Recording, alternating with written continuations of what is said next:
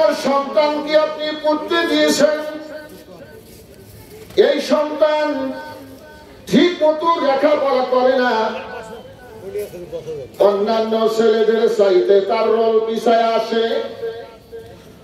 এক সময় বাবা তার কাছে অঙ্গীকারবদ্ধ হয়, বেটা শোনো, তুমি যদি 1 থেকে 3-এর ভিতরে তোমার রোলটা আনতে পারো, সিরিয়ালটা আনতে পারো, তাহলে জেনে রাখো আমি তোমাকে একটা টাচ মোবাইল কিনে দেব।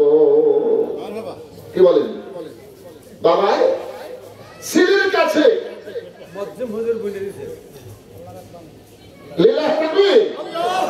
আল্লাহ বান্দি 500 ঘন্টা লাগাচ্ছে।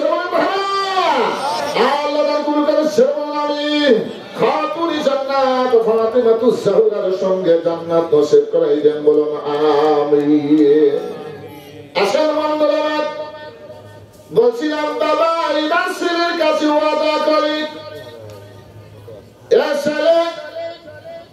তুমি যদি এই বছরে তোমার রুলটা তোমার ক্লাসের ভিতরে 1, 2, 3-এর ভিতরে রাখতে পারো, তাহলে আমি ওয়াদা করলাম তোমাকে একটা টাচ মোবাইল, অ্যান্ড্রয়েড মোবাইল কিনে দেব। কি বলেন? বাবার কি ছেলের কাছে ওয়াদা করার খুব ঠেকা পড়ছে। ওর জীবন যদি উন্নত না হইয়া, চাকরিজীবী না হইয়া যদি কামলা দিয়ে খায়, বাবার কি খুব ক্ষতি হবে। 2 দিন পরে তো বাবাই কবরের বাড়ি যাবে, কথা ঠিক না? কিন্তু ছেলের জীবনটা কি উন্নত করার জন্য বাবা ছেলের কাছে ওয়াদা করে, বেটা তুই যদি মানুষের মতন মানুষ হস, তোর মেয়েটাকে যদি তুই খাটাইতে পারিস, সেই পুরস্কার আছে আমি বাবাই দেব। এমন সম্মান আমার আপনার মতন মানুষকে আল্লাহ তাআলা একদিকে দিলেন সমস্ত মাখলুকাতের ভিতরে সম্মান,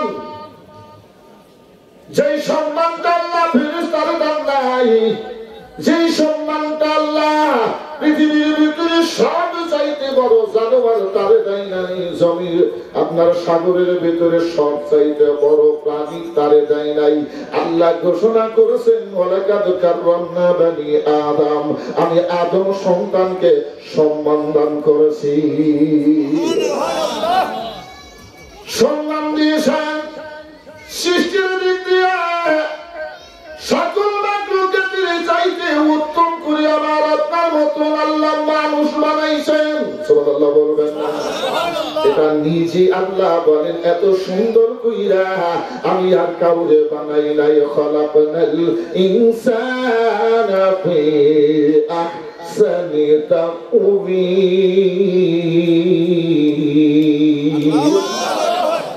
আল্লাহ রাব্বুল আলামিন বলেন, সবার চাইতে সুন্দর করে বানাইলাম, সবার উপরে তোমার নাম দিলাম।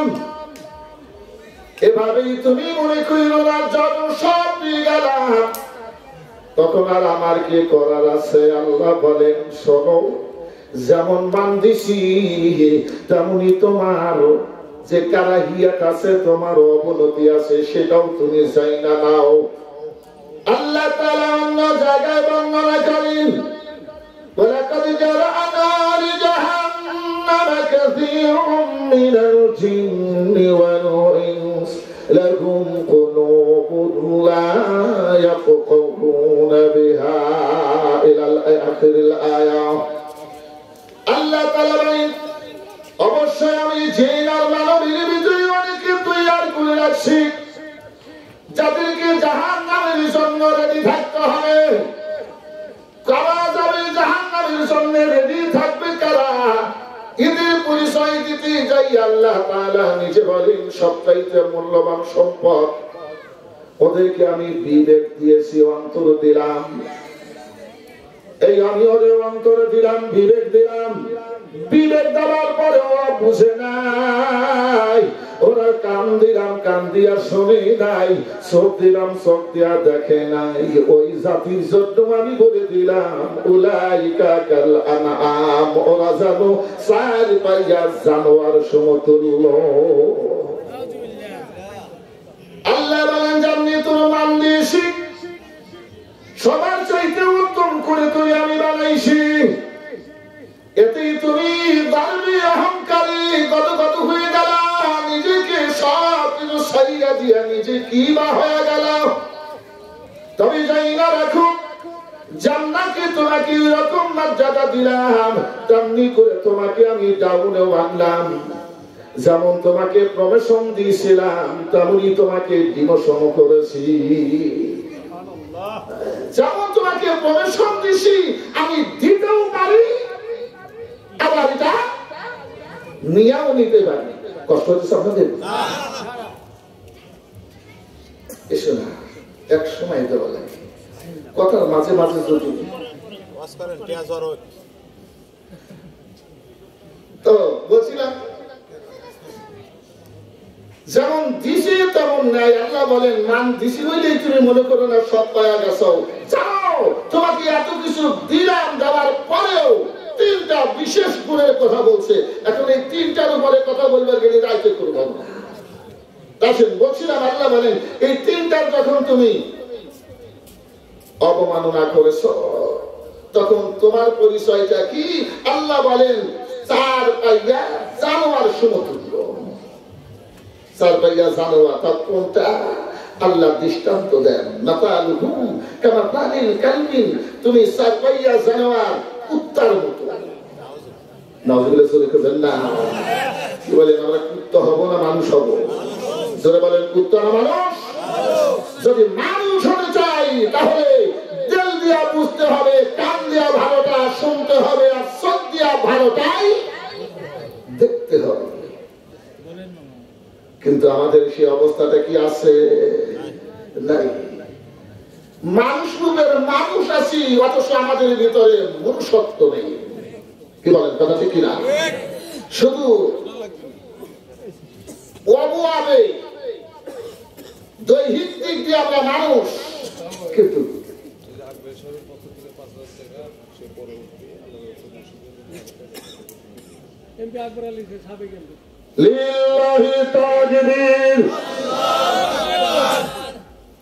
সংসদ সদস্য আকবর আলী, আকবর আলী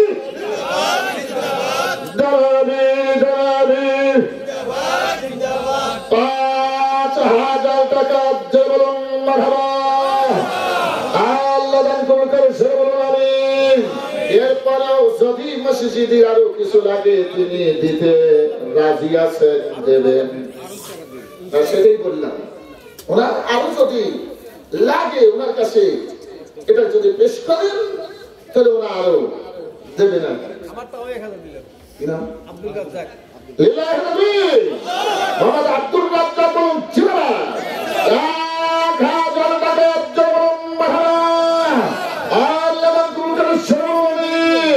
তাদের পিতা মাতা জান্নাতি, সুরে বলুন আমিন। আসল বলছিলাম তাদের দৃষ্টান্ত কার সাথে দেয়? কয়েক কুত্তার মতো। এরপরে আল্লাহ বলেন না, কুত্তার একটা মর্যাদা আছে। কি বলেন? কুত্তার গুণ আছে না নাই? যারা বলেন আছে না নাই? তাসাউফের কিতাবে বর্ণনা করা হয় কুকুরের 10টা স্বভাব আছে। যদি কেউ এই 10টা স্বভাব অর্জন করতে পারে ও আল্লাহর ওলি হয়ে যাবে। আমার কথা কি বুঝছেন? আর আমার মতন মানুষের স্বভাব যদি কুত্তা হয় ও জাহান্নামে যাবে। আমার কথাটা কি বোঝেন নাই? আমরা যে স্বভাবের হয়েছি, কিন্তু মানুষ যদি হই, মানুষের দাম আছে। মান এবং হুশ এই দুটা মিলে যে হয়েছে ওই ছিল মানুষ। আর আমরা হয় হুশ আছে মান নাই, আর হয়তো মান আছে হুশ নাই। কি বলেন? আজ বড় লোকের দিকে তাকাইলে ওদের মান আছে, সবাই সম্মান দেয়, কিন্তু ওরা কুত্তো কিছু দাম দেয় এটাও নাই। কি বলেন? ওদের পরিবার পরিজনের চলাফেরার ঢং দেখলেই বোঝা যায় যে হ্যাঁ এটা বড় লোকের জাত, এটা মুসলমান না খ্রিস্টানের বাচ্চা। কি দাদা হচ্ছেন আমার কথায়? আজ আমাদের দেশে যা চলছে বাস্তব নিয়ে কথা বলার সময় নাই, বলবো না। এবার যা আসে বলছিলাম, আল্লাহ বলেন যে তুমি কুত্তার মতো। এরপরে আল্লাহ বলেন না, কুত্তার একটা সমান আছে, এই কুত্তার চাইতেও তুই নিকৃষ্ট। কুত্তার চাইতেও নিকৃষ্ট। এরা কারা? আল্লাহ পরিচয় দেন, উলাইকা হুমুল গাফিলুন।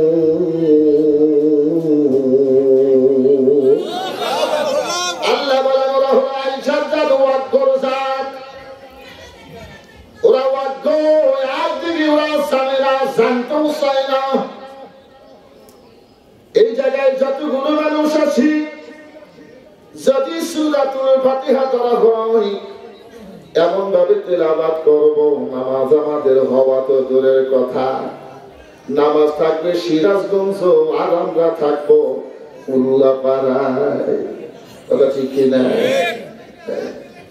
এমন সূরা কিরাত করি, যদি ওই ব্যক্তিকে ইমাম সাহেব ডাকতে বলে ভাই বসেন, মস্ক করা হবে, আসেন আমরা তাকরীর করি।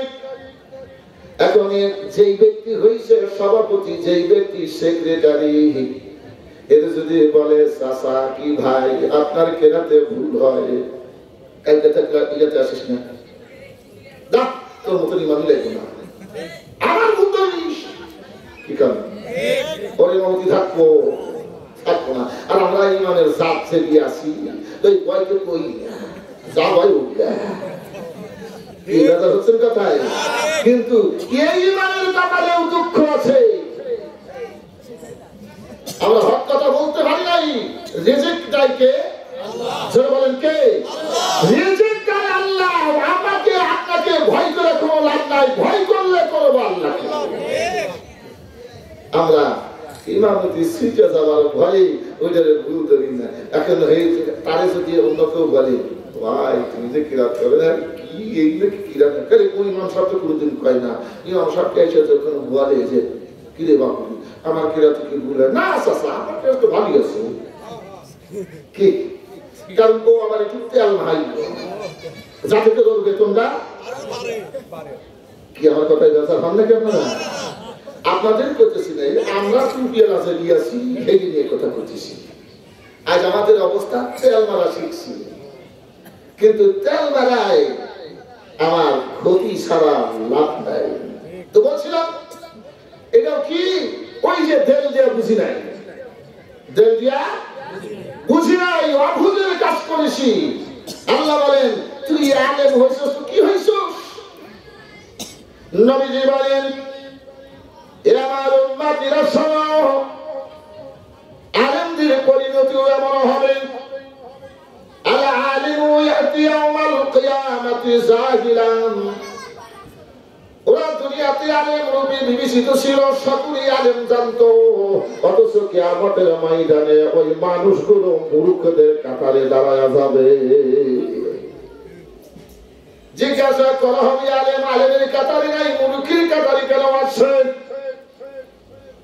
আল্লাহ পাকের তরফ থেকে জানায় দেওয়া হবে ওরা এই জন্য আসছে, ওদের কি আমি আল্লাহ জ্ঞান দিয়েছিলাম, এলেম দিয়েছিলাম, আমি আল্লাহ যাকে ভালোবাসি তাকে দিনের এলেম দান করি, অথচ ওরা আমার খেলাফতি, ওরা ওই খলিফার দায়িত্ব পালন করে নাই, নিজের স্বার্থ সিদ্ধির জন্য ওরা কাজ করেছে। এজন্য ওই আলেমকে মূর্খের মধ্যে অজ্ঞদের মধ্যে দাঁড় করায় দিয়েছি। কিন্তু কিছু কিছু মূর্খ ব্যক্তি যারা জীবনে কোনোদিন মাদ্রাসায় যায় নাই, কোনোদিন আপনার স্কুলে যায় নাই, মূর্খ ব্যক্তিরা এরকম মাজলিসে বসে একটা মাসালা শিখেছে, একটা দোয়া শিখেছে, সূরা কিরাতের বিষয় শুনেছে, ওই ব্যক্তি মসজিদে যাইয়া ইমামের কাছে বসে নিজেকে হ্যায় প্রতিবন্ধ করিয়া সহি করে কিরাতগুলো শিখছে এবং সহিভাবে নামাজ পড়তে চেষ্টা করে। আল্লাহ নবী বলেন ওই মূর্খদেরকে আল্লাহ তাআলা কাল হাসরের ময়দানে আল জাহিলু ইয়াতি ইয়াউমাল কিয়ামাতি আলেমা। সুবহানাল্লাহ বলবেন না? আল্লাহ রাব্বুল আলামিনের প্যারা হাবিব বেহেশতে যাবেন, বন্ধন করে ওই দিনে কতগুলো মূর্খ ব্যক্তিদেরকে আলিমের কাতারে দাঁড় করায় দেওয়া হবে। জিজ্ঞাসা করা হবে তো মূর্খ ছিল, জীবনে কোনদিন মাদ্রাসায় যাই নাই, আলিম হিসাবে বিবেচিত হয় নাই, আজ কেন আলিমদের কাতারে দণ্ডায় মনে হয়ে গেছে? জবাব আসবে ও যতটুকু শিখেছে জীবনে বাস্তবায়ন করার চেষ্টা করেছে, আলেমের মুখে শুনছে ও পালন করেছে, এজন্য আজ ওকে আলেমের কাতারে দাঁড় করায় দেওয়া হয়েছে। এখন বলুন তো কার উপরে আমার আল্লাহ খুশি? কথা কয় না। মূর্খ যদি আমল করে, অথচ আল্লাহ তাআলা বলেন আলেম কেবল মাত্র আলেম, আলেমের সাথে ভাই আমার আল্লাহ করেছেন। আলেমদেরকে আমার আল্লাহ কত ভালোবাসেন। সেই আলেম যদি জালিম হয়, তার উপরে তেমনি ভাবে গোসাটাও হয়। কথা ঠিক কিনা? আলেম যদি জালিম হয়, ওই ব্যক্তির উপরে গোসাটাও তেমন হয়। আপনি যে সন্তানকে ভালোবাসেন, ওই সন্তান যদি আপনাকে দুঃখ দেয়, অন্য সন্তান যত দুঃখ দিক না কেন, ভালোবাসার সন্তান সামান্য দুঃখ দিলে ওদের চাইতে বেশি আঘাত পায়।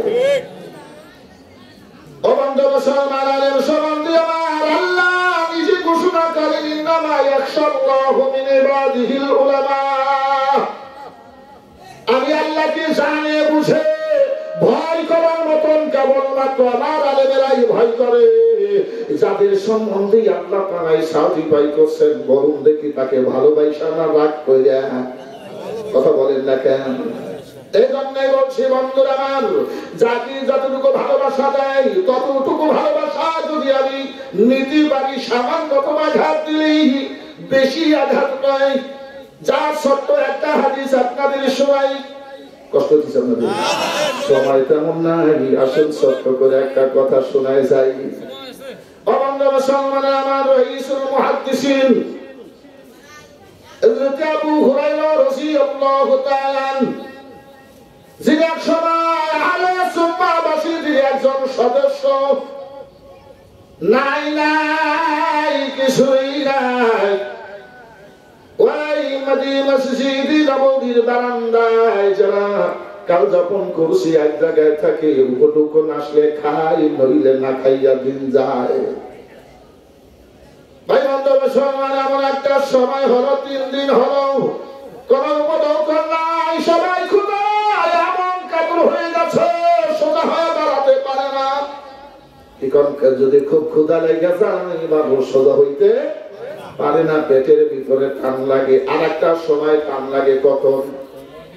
যদি বেশি হয়। হযরত আবু হুরায়রা রাদিয়াল্লাহু তাআলা আনহু তিনটা দিন অতিবাহিত হবার পর একদিন মনে করলেন খোদার যন্ত্রণা সহ্য করতে পারছি না, আজ যাই দেখি মদিনার রাস্তার উপরে আমি বসবো, দেখি কোন সাহাবীর সঙ্গে যদি সাক্ষাৎ হয়ে যায়, আল্লাহর নবীর সাহাবীকে আমি সালাম দিলে ওরা বুঝবে আমি ক্ষুধার্ত, আমারে দাওয়াত দিয়ে নি আমারে পেটটা ভরে খাইয়ে দেবে। এই আশা নিয়ে হযরত আবু হুরায়রা রাদিয়াল্লাহু তাআলা মসজিদের রাস্তার উপরে বসে আছেন। আমার আল্লাহ ডাকতেন, আবু হুরায়রা আমার নবী কি চিনলি? আমার নবীর সাথে থাইকা তুই এত বড় কেন ভুল করলি? কেন আল্লাহর কাছে চাইলি না? কারণ তুমি চিন্তাটা হলাম আমি আল্লাহ, আমার কাছে না চাই আমার বান্দার কাছে চাইছস। এ আবু হুরায়রা, আজকের জন্য যতক্ষণ পর্যন্ত আমি আল্লাহর কাছে ফিরে না আসবি, ততক্ষণ পর্যন্ত আমি তোর খানাগুলা মওকুফ করে দিলাম। বাজার না কস, আমার কাছে ফিরে না আসা পর্যন্ত আমার বান্দার দ্বারা তোকে আমি খাবার দেব না। ভাই বন্ধু সম্মানে আমার সংক্ষিপ্ত কথা, এই যে আবু হুরায়রা বসা আছেন, ঠিক এমন সময় দেখতে পাই সিদ্দিক আকবর আবু বকর সিদ্দিক রাদিয়াল্লাহু তাআলা আনহু এই রাস্তা দিয়ে আগমন করছেন। হযরত আবু হুরায়রা রাদিয়াল্লাহু তাআলা আনহু খুশিতে বাগবাগ হয়ে যান। আবু বকর সিদ্দিক রাদিয়াল্লাহু তাআলা আনহুর মতন মানুষ পেয়েছি, আমি সালাম দিলেই বুঝবেন না আমারে দাওয়াত দিয়ে খাইয়ে দেবেন, আমি ওটার পূর্ণ করে খেতে পারবো।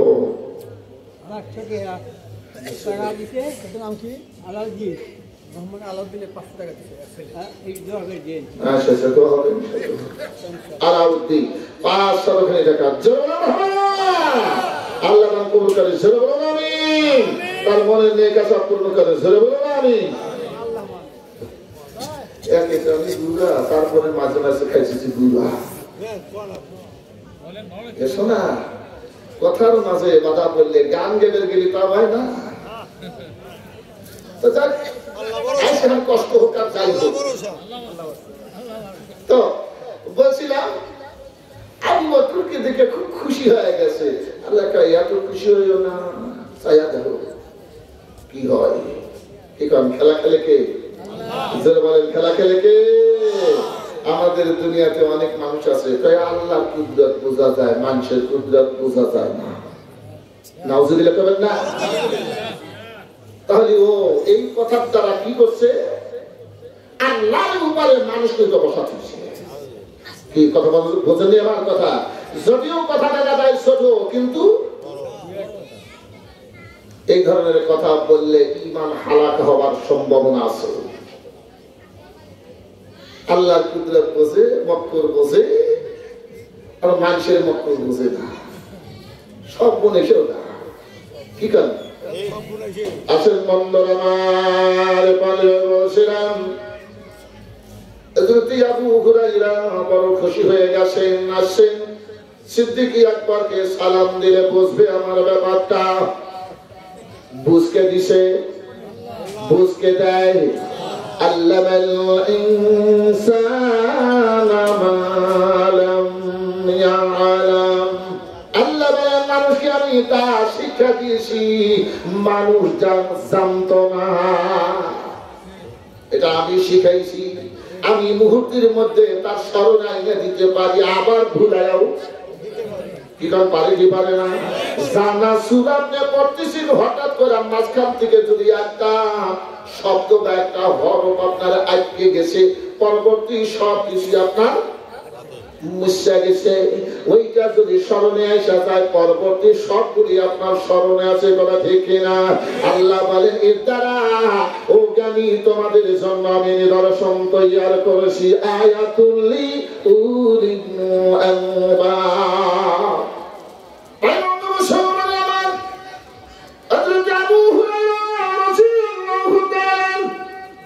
যখন এই সিদ্দিক আকবরকে সামনে বসেন, অতীব কষ্টে দাঁড়াইয়া সালাম দেন। যার পেটে বড় ক্ষুধা তার আওয়াজ কি খুব বলন্দ হয়, ক্ষীণ আওয়াজ। সালাম দিলেন। আবু বকর সিদ্দিক রাদিয়াল্লাহু তাআলা আনহু সালামের জবাব দিয়ে পাশ কেটে যান। চিন্তা করলেন ভাই বুঝি বুঝেন না, এই কষ্ট করে ডাক দিলেন। ভাই আবু বকর আপনার কাছে আমার একটা জিজ্ঞাসা। কি জিজ্ঞাসা বলো দেখি? কয়ে আয়াতটার ব্যাখ্যা একটু বইলা যান। লিল্লাহি তাকবীর। মোহাম্মদ আব্দুল কাদের বলুন জিন্দাবাদ। 1000 এখানে টাকা আল্লাহ দান কবুল করে ছেড়ে বলুন আমিন। এ পর্যায়ে বলছিলাম আবু বকর সিদ্দিক রাদিয়াল্লাহু তাআলা আনহু কি ডাক দিয়ে আয়াতের ব্যাখ্যাটা জিজ্ঞাসা। হযরত আবু বকর সিদ্দিক রাদিয়াল্লাহু তাআলা আয়াতের ব্যাখ্যা বলে দিয়ে সইলা গেলেন। চিন্তা করলেন ভাই আবু বকর অত্যন্ত সরল সোজা মানুষ, তাই তো আমার ব্যাপারটা অতটা অনুধাবন করতে পারেন নাই, বুঝেন নাই। চিন্তা করলেন কারে পাইলে আমার ক্ষুধা নিবারণ হবে। আমার আল্লাহ বলেন কাউকে দ্বারা তোর নিবারণ হবে না। পারি কে পারে? আল্লাহ পারে। আল্লাহ বলেন যখন না ফিরবি অত কম হবে না। দেখতে পাই ওমর ইবনে খাত্তাব ফারুক আজম সরে আসতেছেন। মনে করলেন ইনি হলেন বিচক্ষণ ব্যক্তি, সব বিষয় খাও রাখেন ভালো। একে যদি সালাম দিই অবশ্য আমার ব্যাপারটা বুঝতে পারবে। আমি আবু হুরায়রাকে দাওয়াত দিয়া দিয়ে আমার উদার পূর্ণ করে খাইয়ে দেবে। আল্লাহ বলেন যতই বুঝু আজ আমি সবাইকে অবুঝ বানায়া দিলাম। জিগায়া দেয় ভাই বন্ধু মুসলমান। এ পর্যায়ে ওমর রাদিয়াল্লাহু তাআলা আনহুকে সালাম দিলেন। ফারুক আযম সালামের জবাব দিয়েছেন, তারই একটা আয়াতে কারিমা জিজ্ঞাসা করলেন। এ পর্যায়ে আয়াতের ব্যাখ্যাটা বলে দিয়েও তিনি সরে গেলেন। হযরত আবু হুরায়রা আলহাজ জামাত আলী সাহেব 1500 খানি টাকা আল্লাহ তা পুরা করে তার মনের নেকে আশা ছেড়ে বলুন আমিন। তিনি ব্যাখ্যা বলে দিয়ে চলে গেলেন। হযরত আবু হুরায়রা রাদিয়াল্লাহু তাআলা বড় হতাশ। এবার জমিনের মধ্যে ঠাসকা বসে পড়ছে, হলো না কপালে নাই। উমারের মতো মানুষ আমার ব্যাপারটা বুঝলো না। আমি খুঁটাই এতই কাতর যে সোজা দাঁড়াবার পারতেছি না, জোরে কথা বলবার পারতেছি না। আর উমার এত বিচক্ষণ ব্যক্তি, তাও আমার কথাটা বুঝলো না। কথা আশায় জমিনের মধ্যে পড়ছে, বসে বাদ ডাকে আল্লাহ।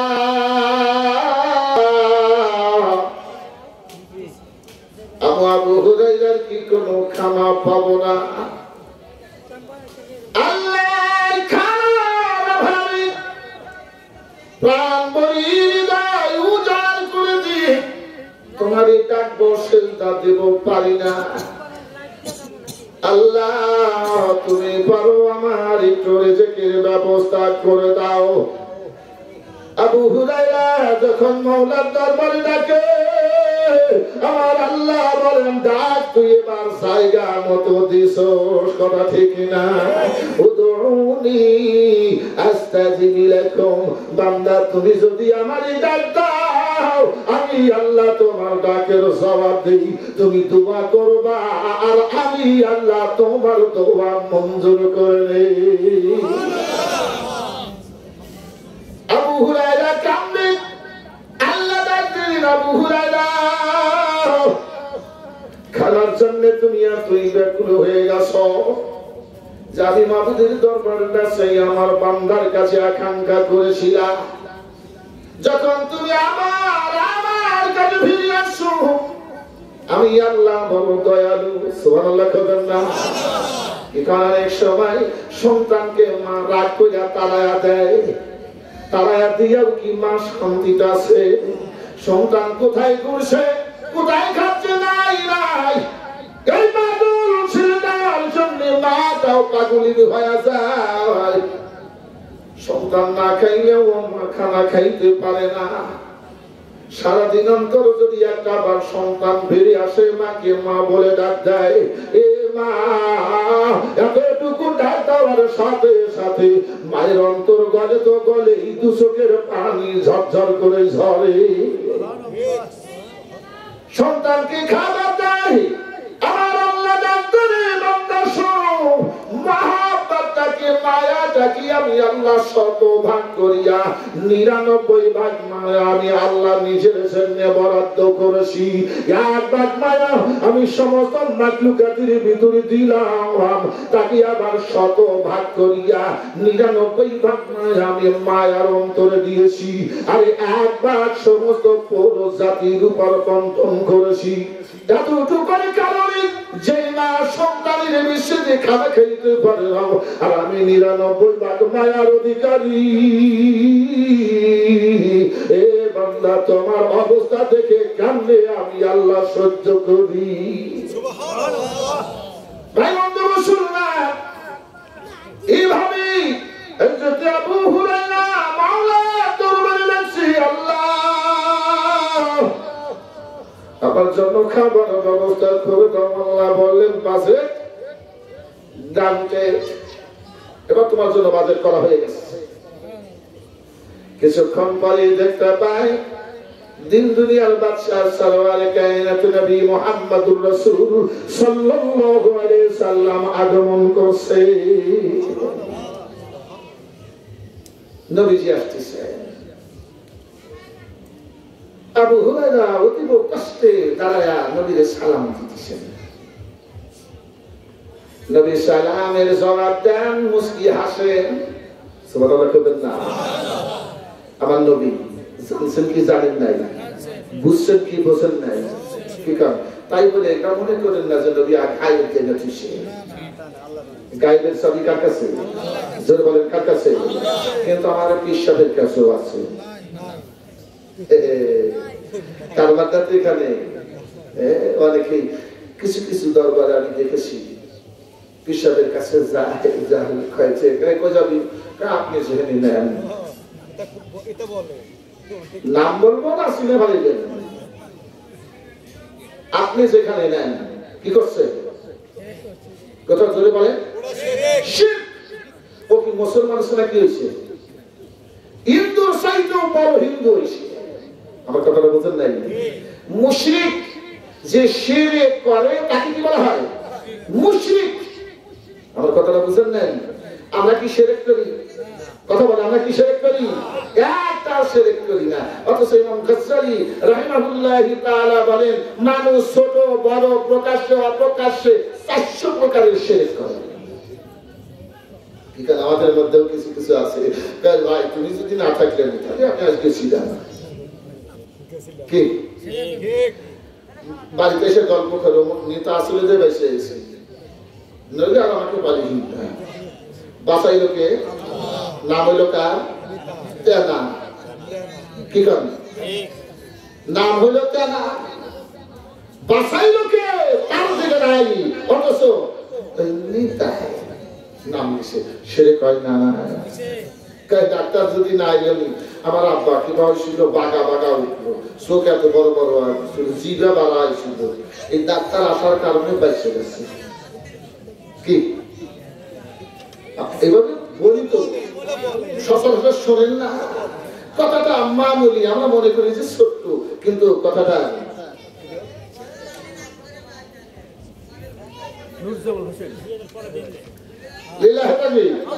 মোহাম্মদ নুরজামাল হোসেন বলেন জিন্দাবাদ।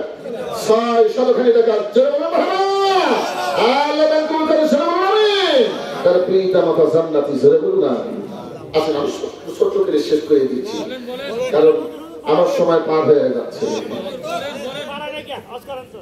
তো এবার যাই, নবীজি হাসলেন, আল্লাহ জানাই দিছি হাবিবে যাও, আমার পাগল বান্দা, তোমার হাতে গড়া মানুষ কি না ভুল করছিল, অন্তর থেকে ভুল থেকে বাইসে আইছে, আমার কাছে যখন আইছে, যাও আমার বান্দার খাবার আমি ব্যবস্থা করছি, নিয়ে যাও, সাথে করে নিয়ে যাও, দাওয়াত দাও। ভাই বন্ধ মুসলমানের আমার, নবীজি সামনে আসিয়া যখন সালাম দিছে, সালামের উত্তর দিলেন হাসি মুখে, ডাক দিলেন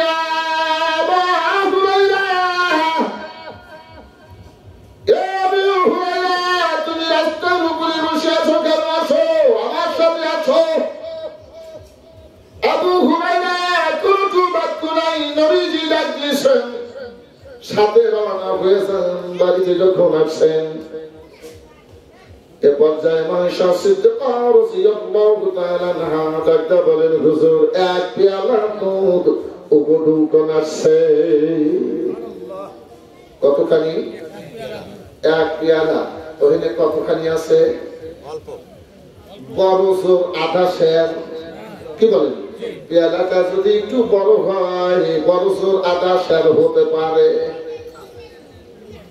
হযরত আবু হুরায়রা রাদিয়াল্লাহু তাআলা আনহু মনে মনে চিন্তা করেন, নবীজি হাসলেন, আমাকে রাস্তা থেকে উঠাই নিয়ে আসেন।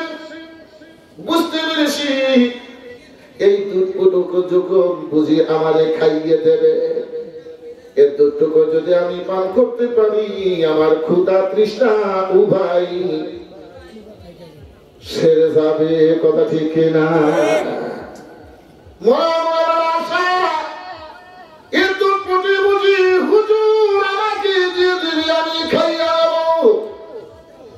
মনের ভিতরে আশা হবার কারণে মনের ভিতরে আনন্দিত হয়েছে। মানুষ যদি খুশি আর বেচারক হয়, এটা প্রকাশ পায় কোথায়? চেহারায়, মুখে। ঠিক আছে? মুখ দেখলেই বোঝা যায় এই মানুষটা খুশি না বেজার। কি করেন ভাই বন্ধু মুসলমান?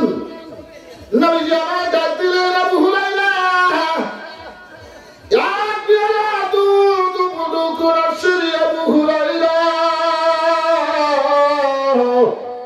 এটা হালে চপ্পাবাসীদের ঘর।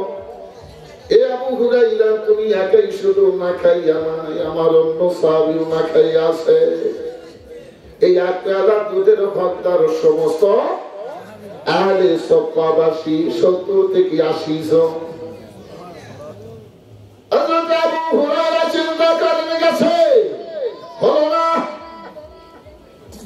যদি 80 জনকে দান দেওয়া হয়, এই আদাসার দুধ যদি বাদ করে দেয়, বাগে হয়তো এক ফোঁটাও পড়তেও পারে।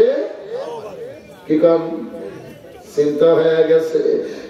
আবু হুরায়রা রাদিয়াল্লাহু তাআলা চিন্তা করেন, যাই থাক কপালে তাই করব, কাতারে আমি সামনে দাঁড়াবো। নবীজি বললেন, যাও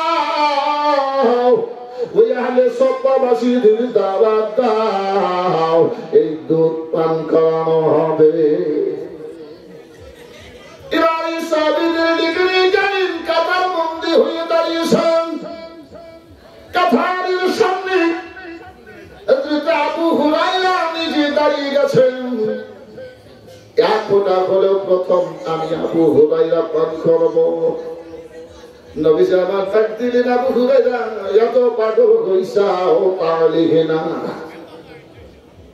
আবু হুরায়রা ওখানে যা, ডাকে একবার কইছি তুমি নিছি আর নিতা সাজিছে আপন কি এদিকে সময় আছে। তারপরে চিন্তা করে যে হায় হায় এক ফোঁটা হইল না। কি কারণ হতাশাটা বাড়তিছে না কমতিছে? চিন্তা করলেন যে হায় হায় এক ফোঁটা দুধ খাবো তা পারলাম না। 80 জনকে এক বেলা ভাগ করে দিবে, কাপ মিশেও তো পাবো না।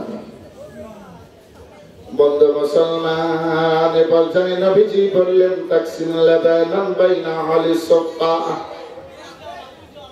আবু হুরায়রা রে, তুমি নেতা হইছাও, নেতৃত্ব দাও। এই দুধগুলো সাহাবীদের মধ্যে তুমি বন্টন করে দাও। ধরো, তুমি গিলাস ধরো, তুমি পিয়ালা তোরবা, দুধের বাকিটা আমি নবীর হাতে থাকবে। সুবহানাল্লাহ বলবেন না?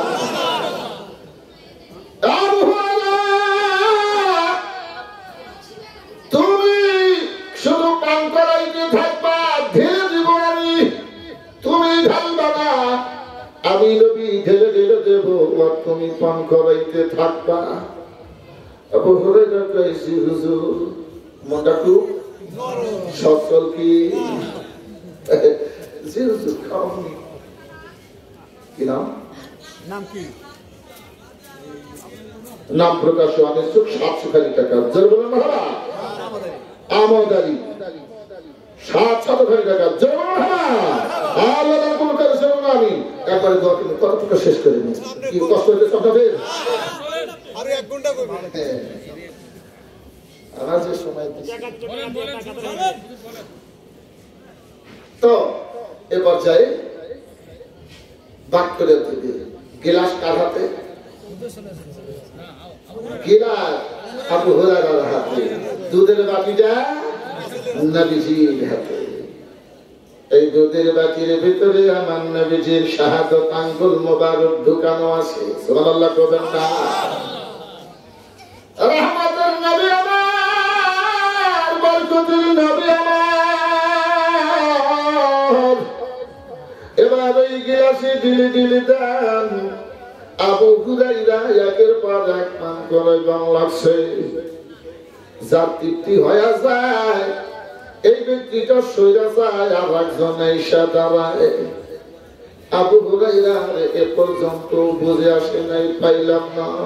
একবার চিন্তা করে না, এক বেলা দুধ একজনেরই তৃপ্তি হবে না, অথচ এই বেটা খায়া গেল, এখনো তো ঢালতেই আছে। ব্যাপার কি? ভাই বন্ধু মুসলমান,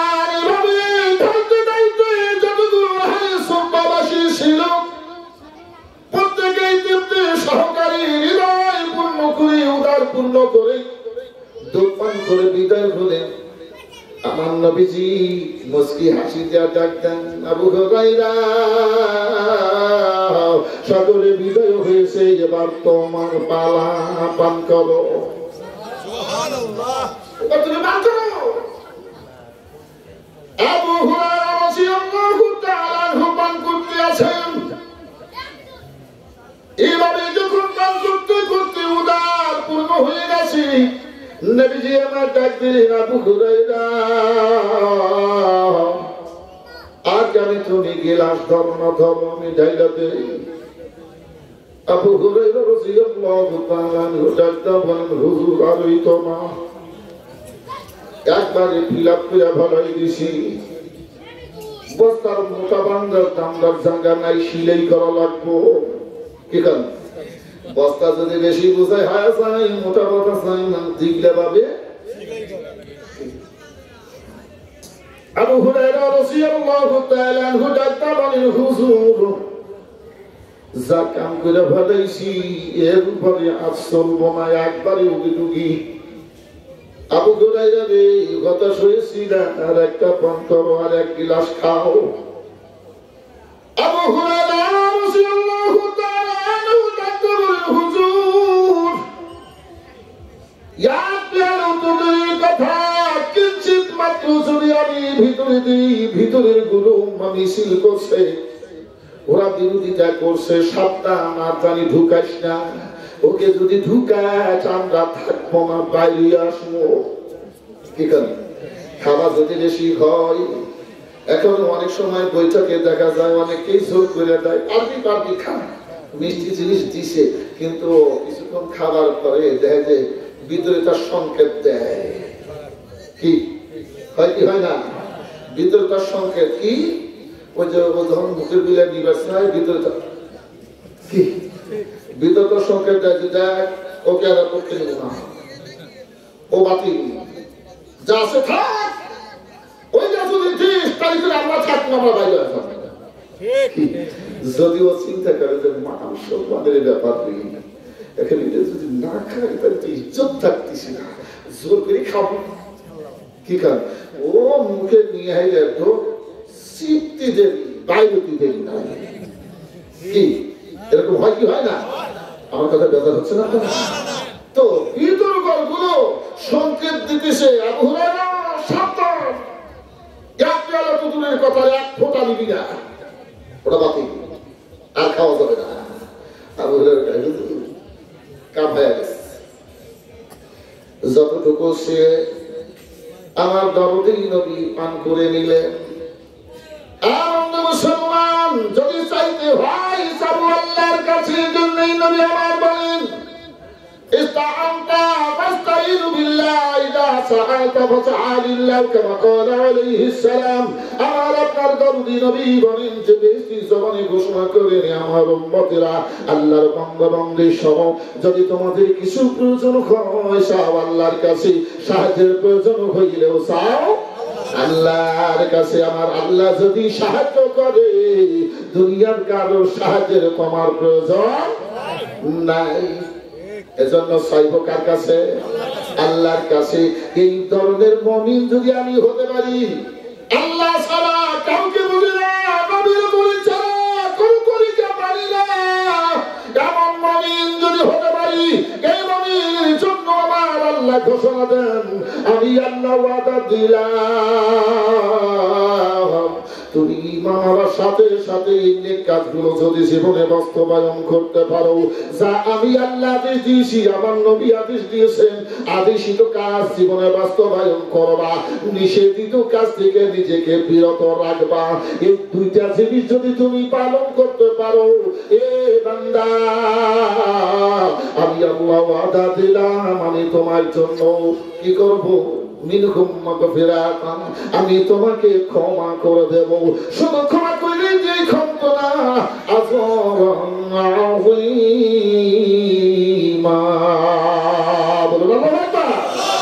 আল্লাহ বলে শুধু ক্ষমা করে ক্ষমতা নয়, আমি তোদেরকে সম্মানিত পুরস্কার দিয়ে আমি তোদেরকে ধন্য করে দেব। মহান পুরস্কার আমি তোদের দেব। আর এই মহান পুরস্কারটা হলো একমাত্র তারই জান্নাত। কি পাবো? জোরে বলেন। আমরা জান্নাতে যেতে চাই কি চাই না? জান্নাতে যাইতে চাইলে একটু দখলগিরি করার দরকার আছে না নাই?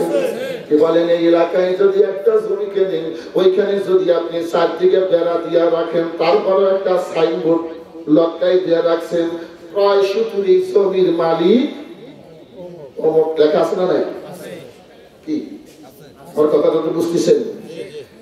আল্লাহ রাব্বুল আলামিন বলেন, এ বান্দা, আমি আল্লাহ তোর কাছে বেচবো ওই মুনাফিকের কাছে বেশি না, মুশরিকের কাছে বেশি না, বেঈমানদের কাছে বেশি না।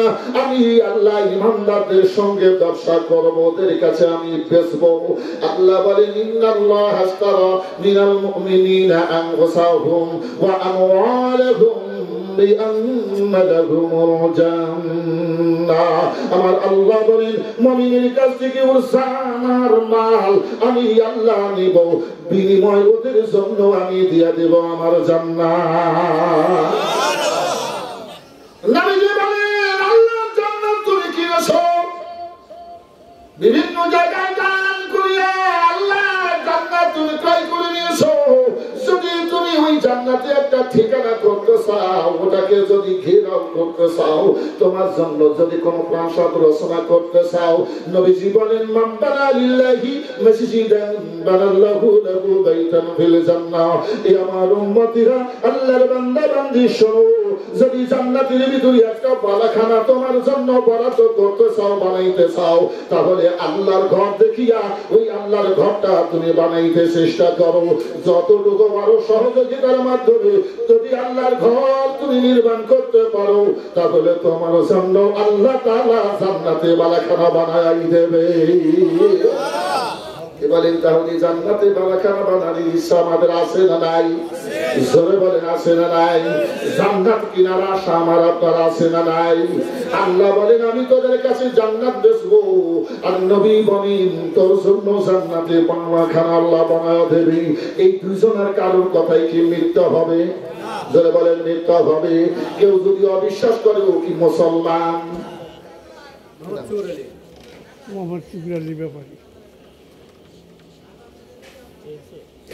আমাদের কি চিনছেন?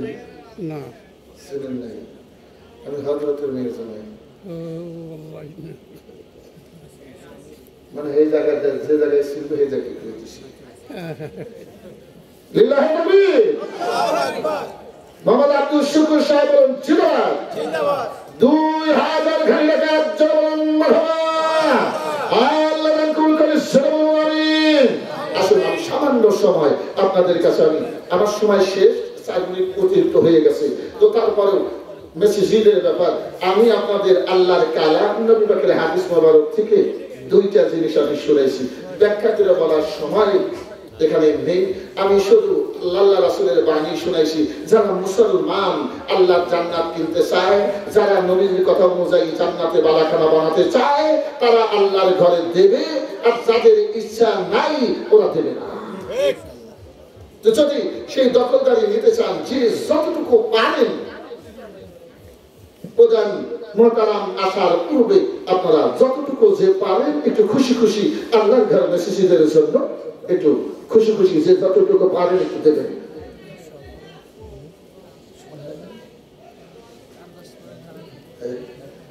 আর কার আছে একটু বলেন? এখানে তো অনেকগুলো পাইলাম, এদের জন্য একটু দোয়া করে নিন। কি করেন? 5000 পাইছি, দোয়া করা হয় নাই, আরো 2000 1000 এবার পাওয়া গেছে নাকি? একটু দোয়া করা দরকার আছে না? তো না, ওয়াজের সময় নেই, আমার এই টাইম কেটে গেছে, টাইম কাইটাও আরো 5-6 মিনিট বেজে গেছে। এখন আমি শেষ পর্যায়ে চলে আসছি। আমি সময় কারোর সময় নষ্ট করে দিয়া, কারোর সময় নষ্ট করে দেওয়া ওয়াজ করার মতন ব্যক্তি আমি না। হ্যাঁ, কিনা